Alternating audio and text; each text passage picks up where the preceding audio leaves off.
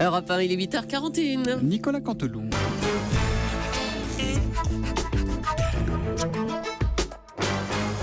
C'est presque de l'info, c'est la revue de presque de Nicolas Canteloup. Et aujourd'hui, c'est notre ami Nikos qui est avec nous. Bonjour Nikos, ça va ?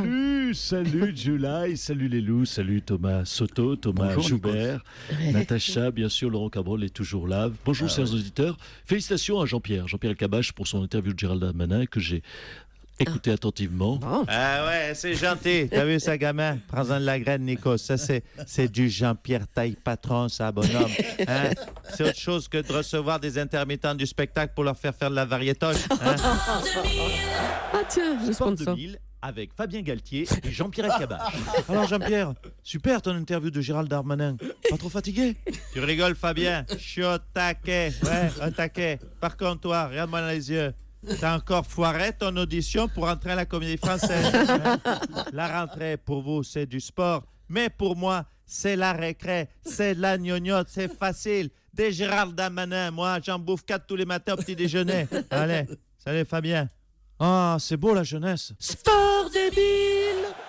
Ouais, bravo Jean-Pierre. Décidément, ils vont nous adorer chez Sport 2000. J'espère qu'on aura une réduction quand même, Thomas, sur les haltères et les tapis de fitness. Allez, on avance, c'est parti pour les titles of the news of today. On vous écoute Nikos. À la une, Natacha nous le disait. Natacha nous disait quoi? Elle nous disait que Julie Gaillet, oui, posait en couverture de Paris Match pour défendre, entre autres, le combat très justifié contre le sexisme. Oui. C'est une grande campagne lancée par le gouvernement intitulée « Le sexisme, c'est pas mon genre ». C'est bien trouvé. Alors, qu'est-ce qu'un sexiste? Écoutez, chers auditeurs, je vais vous aider. Le sexiste, c'est juste le nom scientifique du gros con. Voilà. Tout de suite, avec des mots simples, on comprend mieux. Eh oui. Journée difficile. D'abord, on a eu François Hollande quasiment candidat et on a réalisé, avec l'arrestation violente de ces 3 femmes fanatisées, que le terrorisme était bien présent sur notre territoire. Hollande candidat, le terrorisme présent sur notre territoire, quand le malheur s'acharne sur un pays dans une même journée. C'est moche, oui, c'est très moche. She's got a ticket to ride. Wow. C'est la bonne nouvelle pour NKM. Elle a ses parrainages. Ouais, elle est donc autorisée à prendre sa branlée à la primaire dès le 20 novembre. C'est toujours moche, Laurent, de savoir qu'une femme va être battue. Toujours le sexisme. Elle démarre mal, cette campagne contre le sexisme. Et puis paralympisme, alors attention, ne vous trompez pas. Si vous voyez des femmes avec des prothèses de bras ou de jambes, c'est bon, vous êtes aux Jeux paralympiques sur France 2. Mais si elles ont des prothèses mammaires, vous êtes sur Énergie 12. Ne comprenez pas. Oh Nikos. Merci beaucoup. J'embrasse. Bah oui, puis on vous retrouve cet après-midi sur Europe 1 à Bien 15h. sûr, De toujours quoi j'ai présent. l'air, mais voilà. Omniprésent.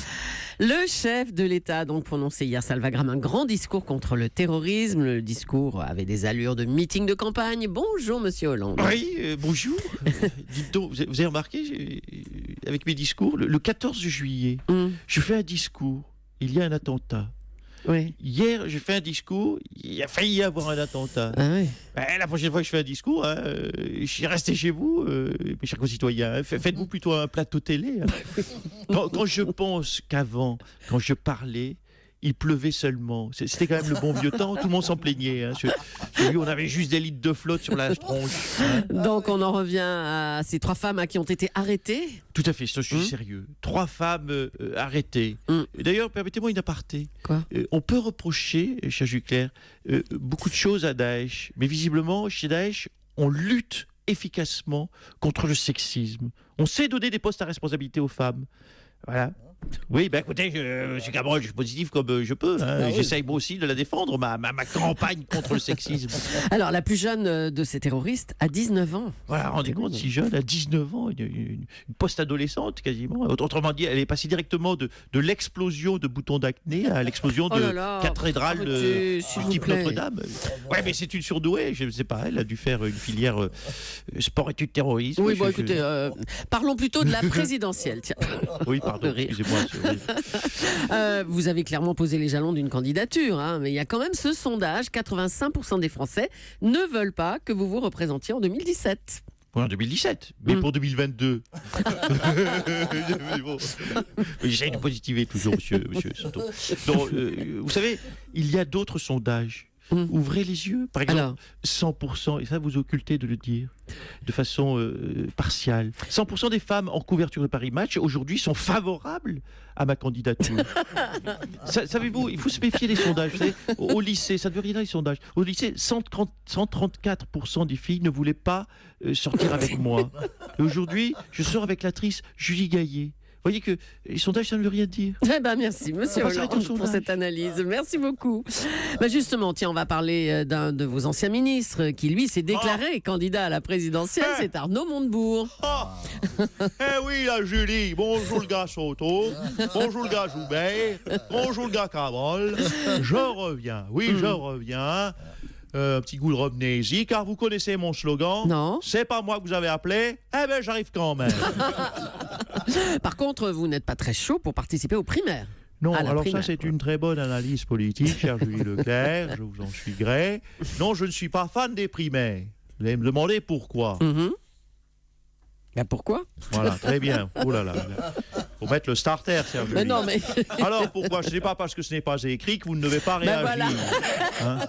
Non, je ne suis pas fan des primaires. Pourquoi? Tu veux que je te dise? Mais parce que je sais ce qui va se passer. eh ben, qu'est-ce qui va se passer justement? Là, je suis réactive. Ben, je vais y aller, tout à fait, et je vais perdre. Du coup, tu comprendras, cher Julie Leclerc, pardonnez-moi de vous tutoyer, je ne suis pas très fan, tu vois. Mais si vous allez directement à la présidentielle, qu'est-ce qui va se passer? Ah ben là, ça n'a rien à voir. Ça n'a rien à voir. La présidentielle, je vais y aller, et là, je vais perdre aussi. Mais vous avouerez, monsieur Cabrol, ça a quand même plus de gueule. Hein. Je préfère perdre contre le futur président que de perdre contre Benoît Hamon ou Gérard Filoche. N'est-ce pas? Oui, bon, allez. C'est bon. Merci, monsieur Montebourg. Je vous en Merci prie. d'être venu. On en vient au procès de Jérôme Cahuzac qui se poursuit, notamment après qu'il a affirmé que le premier compte en Suisse qu'il avait ouvert servait à financer les activités politiques de Michel Rocard. Bonjour, monsieur Cahuzac. Bonjour à tous. Je vous dis bonjour en bloc et en détail. Madame Julie, Monsieur Soto, Madame Polony, Monsieur Cabrol, Monsieur Joubert, j'ai trop souffert. Ne prononcez plus, s'il vous plaît, de grâce, le nom de Michel Rocard devant moi. C'est lui qui m'a fait tomber dans la fraude fiscale alors que j'étais un agneau innocent. J'en suis aujourd'hui, je vous le dis en bloc et en détail, encore traumatisé. Bon, écoutez, s'il vous plaît, il n'est plus là pour se défendre. Hein. C'est pas très élégant. Ce que Écoutez, vous faites. laissez-moi vous dire une chose. Les yeux dans les yeux, le botox dans le front, Oh non. et la peau du cou qui ne pendouille plus depuis qu'on a tiré sur celle des fesses et que ça a tout remonté de 15 cm. Oh non, arrête. Oui, je vous l'avoue. Je suis aussi tombé dans la drogue Oh là. à cause de Pierre Mauroy. Oh, stop. J'avais très mal supporté mon initiation au sadomasochisme par Michel Charras. Oh, mais arrêtez, ça va maintenant. En plus, il est pas mort, Michel Charras. Qu'est-ce qui... Pourquoi vous... Ah bon Bah. Ah bon, non, je croyais. Bon, merde, bon. Ouais, Jacques Delors. Jacques Delors. Jacques Delors, Oui, mais enfin... non, non pas mort. plus. Bon, parce que Jacques Delors m'a battu, Madame Leclerc. Je ne peux plus me taire aujourd'hui. C'est trop dur Oui, à c'est endurer ça, c'est et ça. en supporter. C'est ensuite que j'ai eu une liaison homosexuelle avec Pierre Bérégovoy. Oh, monsieur Cahuzac. Il s'est suicidé peu après, quand je l'ai quitté pour François Mitterrand. Oh là là. Et vous savez, aujourd'hui, je vous remercie de m'ouvrir cette antenne car ça me fait énormément bien d'en parler. Eh ben, on va quand même arrêter là. Merci, monsieur Cahuzac. Et puis, dans un livre, Patrick de Carolis, ancien patron de France Télévisions, raconte les pressions qu'il a subies pendant son mandat de la part de Nicolas Sarkozy pour virer Laurent Ruquier ou encore Patrick Sébastien. Oh putain, mais Juju, c'est horrible. J'apprends ça, Ah, je suis Patrick. bouleversé, moi. Tu vois, moi qui suis là pour donner du bonheur aux gens, pour les faire chanter, moi qui ne suis que farandole et galipette, et là je découvre qu'il y a des gens qui m'aiment pas, putain, mais tu vois, j'ai mal à mon coussin péteur aujourd'hui, je peux te le dire. Arrêtez. Mais pourquoi vous êtes en mauvais terme avec Nicolas Sarkozy, vous? Mais pas du tout. Pas du tout. La dernière fois que je l'ai vu, je me souviens, il était encore président, c'est comme si c'était hier, je suis allé chez lui. Ouais. On a rigolé, j'ai chanté le petit bonhomme en mousse toute la soirée. Je me souviens, je lui avais offert un cigare explosif. J'avais fait tournoyer mon pantalon au-dessus de sa tête pendant le dîner.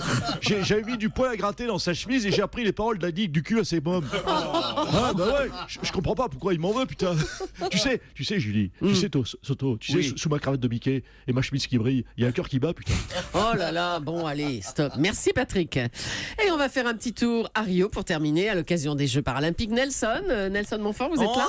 Oui, tout à fait. La Bella Julida, Thomas Gioberto, Caliente, Brasilia Carnaval, Chiquita, toujours à Rio, où aujourd'hui nous allons suivre les épreuves de plongeon en fauteuil roulant. Oh là là. Alors que le lituanien, ça dépasse son prénom, oui, ça dépasse précisément, est en bas du plongeoir de 10 mètres dans son fauteuil. Oh là là. Il s'approche de l'échelle pour de... Oula, que se passe-t-il? Mais qu'est-ce qu'il y a? Mais quoi? L'athlète reste perplexe devant les échelons, il ne sait pas comment monter, il hésite, il tourne autour de cette échelle.